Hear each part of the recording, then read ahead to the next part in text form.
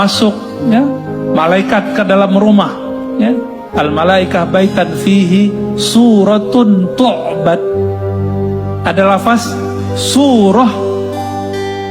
Surah di situ bisa gambar, bisa patung, tu'bad, yang disembah. Apalah gunanya perpecahan kalau rakyat juga yang menjadi korban? Pak Deddy Mulyadi kan udah jelas itu, dia membijak untuk budaya mereka di situ ya silakan. Nah, itu harus kecuali sudah melanggar syariah, misalkan nih, Deddy Mulyadi memerintahkan ada penolakan tak nyembah itu patung, baru itu yang dilanggar, itu yang didemo mah. Itu baru begitu tapi biarin aja, gitu aja kok repot. Assalamualaikum warahmatullahi wabarakatuh. Ketemu lagi lo di channelnya. Kali ini kita akan sedikit bahas tentang ada sedikit gesekan antara Habib Ricis, Habib Bahar, dan Bapak Deddy Mulyadi, Gubernur Jawa Barat. Karena kecintaan saya pada pulau-pulau ini, saya sedikit cemas, sedih, dan bingung. Karena mereka ini adalah pemimpin-pemimpin yang berjiwa besar. Ya mungkin polemik yang ada itu atas kehendak dan izin dari Allah Subhanahu wa Ta'ala. Untuk lebih lanjutnya, sebaiknya kita tonton aja cuplikan-cuplikan video dari berbagai sumber. Tapi sebelum itu loh, terima kasih yang sudah mendukung channel ini, dan yang belum, tolong di like, comment, dan subscribe supaya channel ini tetap berkembang dan menjadi manfaat, hiburan, dan keberkahan untuk semua. Amin.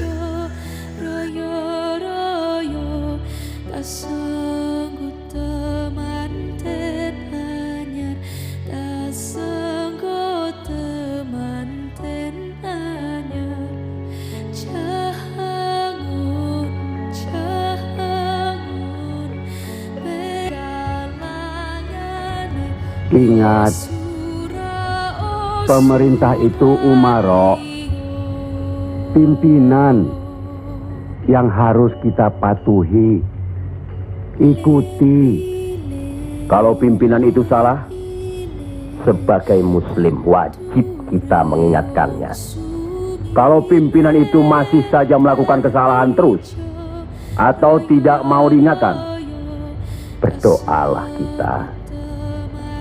Semoga pimpinan kita mendapatkan jalan yang lurus, jalan yang dikehendaki, diridhoi Allah. Kalau orang Jawa menganggap kemenyan, setangki, bunga-bungaan itu wangi, apa salahnya kalau mereka menggunakan? Kita punya budaya sendiri, gunakanlah itu. Dengan begini saya bisa mendekatkan diri, bergaul dengan mereka. Tidak ada jarak antara kita dengan mereka. Ada sambung rasa. Lagi pula iman Islam seseorang bukan terletak di pakaian, tapi di sini. Selain mendekatkan hatinya, sentuh perasaannya, sesuaikan dengan kebiasaannya, yang kemudian setelah mereka merasa cocok, sesuai, lalu kita rubah sedikit demi sedikit. Bukankah kesemuanya itu telah kita musyawarahkan terlebih dulu? Apalah gunanya perpecahan kalau rakyat juga yang menjadi korban. Satu hal yang harus diingat, tugas kita adalah memarah panatagama panduming dumati. Artinya, mengajarkan dan menyiarkan agama guna pedoman dan penerangan hidup demi keselamatan hidup di dunia dan di akhirat. Marilah kita mempergiat menyebarkan agama Islam ini. Kalau ada perselisihan di antara kita umat muslim, kembalilah pada Al-Quran. Kenapa sedulur-sedulur lupa? Kenapa?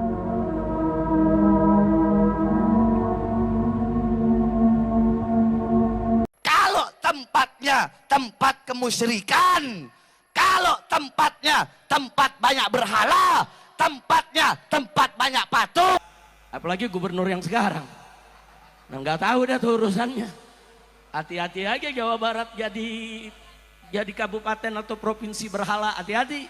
Bagaimana saya dan kawan-kawan, para kiai, para ulama di Purwakarta, saudara, melawan habis-habisan agar Purwakarta tidak dijadikan sebagai kota berhala.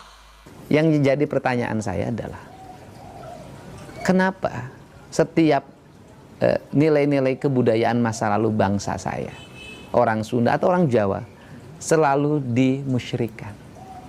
Pertanyaan saya adalah, kenapa sih kalau patung harimau Kodim nggak dimasalahin? Kenapa patung Lodaya di Polres nggak dimasalahin? Kenapa patung polisi nggak dimasalahin? Kenapa patung tentara nggak dimasalahin?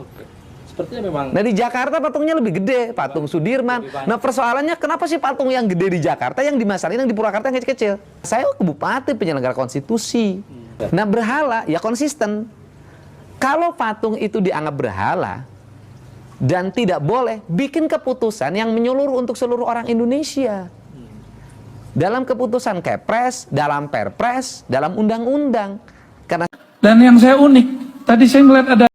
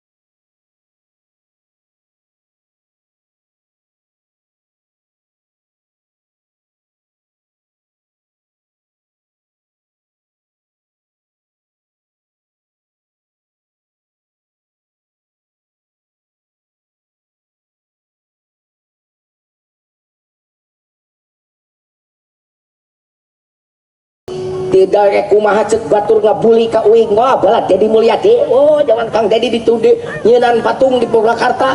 Oh aing pan dibuli teh ajengan milu kamu serikan. Udah baru banget aing. Aing mah teu bergeming paduli teuing dan nya Dedi Mulyadi sapopoe uing.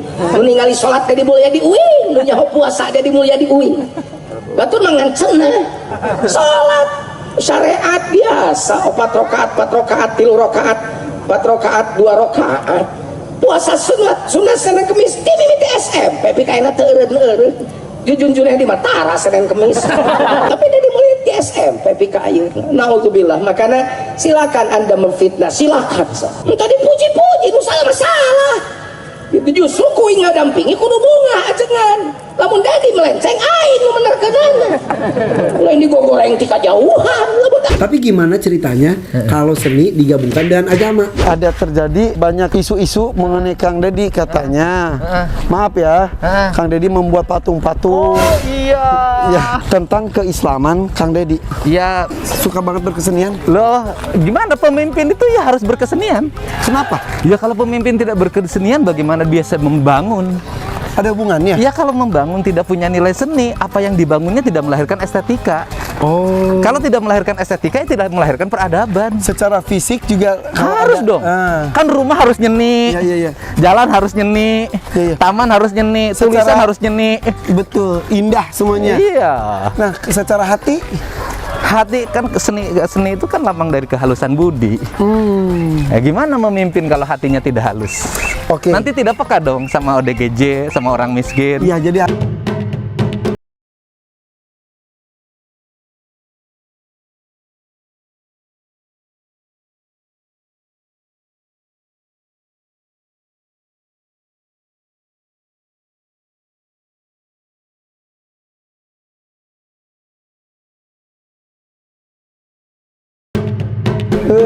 luar biasa emang. Lembur. Setiap sudut ada nilai seni, guys.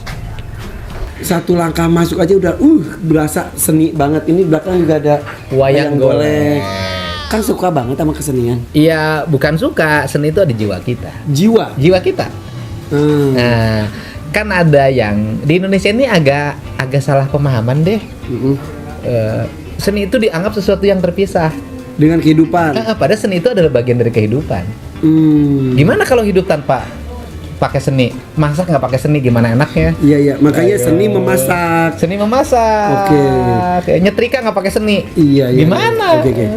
Jadi seni itu dalam artian kata adalah melembutkan, menghaluskan sesuatu yang kaku, bisa seperti itu Iya, nggak sih? kaku.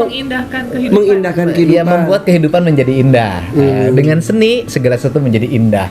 Wajahnya menjadi tertata. Aduh, irungna mancung. Iya. Dan maha seniman itu adalah Allah pencipta. Makanya Allah disebut selalu ada kalimat Allah Maha Indah.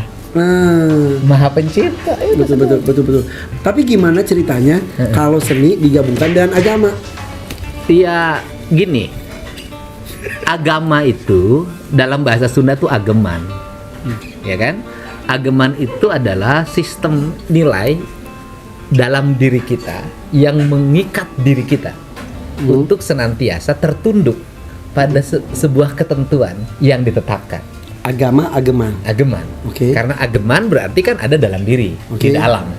Nah, karena ada di dalam maka agama itu hubungannya adalah personal, individual antara manusia dengan Sang Maha Pencipta, dengan Allah Subhanahu Wa Taala. Dan sekarang kita sudah masuk ke maghrib beragama. Oke, kita istirahat dulu, kita suatu nanti kita lanjutkan. Ini hal menarik sekali. Dan banyak isu-isu mengenai Kang Deddy katanya. Maaf ya, Kang Deddy membuat patung-patung. Oh iya. Ya, kan saya orang Jawa Barat. Benar. Iya, itu katanya Kang Deddy menciptakan tanda kutip berhala. Oh, iya. Kalau urusan buat patung, perasaan lebih dulu Bung Karno udah di Jakarta. Di Jakarta patungnya gede-gede. Nah, sebenarnya gini loh. Tujuannya apa, Kang? Tujuannya estetika aja. Mengingatnya meyakini bangsa Indonesia itu bangsa cerdas, apalagi orang Sunda. Mungkin patung disemah. Yang menyangsikan, maaf sekali, tentang keislaman Kang Deddy. Ya, bagi saya sih nggak apa-apa. Persoalan keislaman kan tidak mesti harus meyakinkan pada orang lain.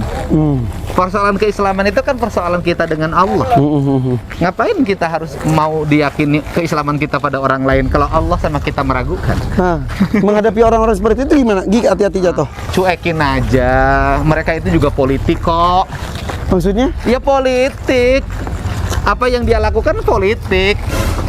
Jadi Kepentingan politik juga. maksudnya kita bahas agak serius nih, nggak apa-apa lah. Ya serius. Jadi karena isu itu tuh tiba-tiba mencuat ketika politik sedang panas. Iya, buktinya setelah selesai pilgub nggak ada lagi tuh yang ngomongin itu.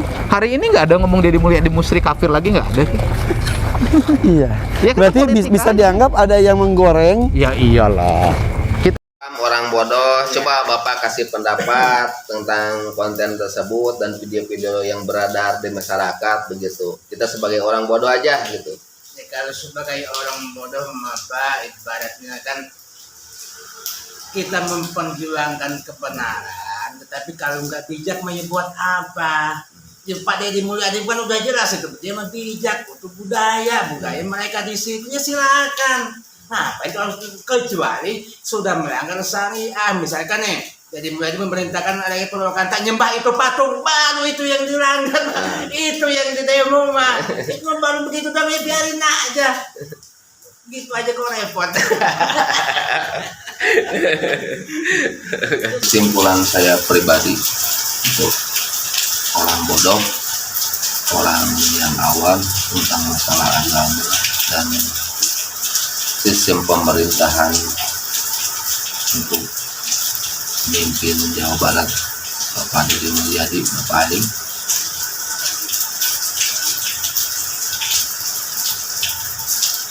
Semua polemik yang ada, mohon sekiranya untuk yang tokoh Islam dan pemimpin-pemimpin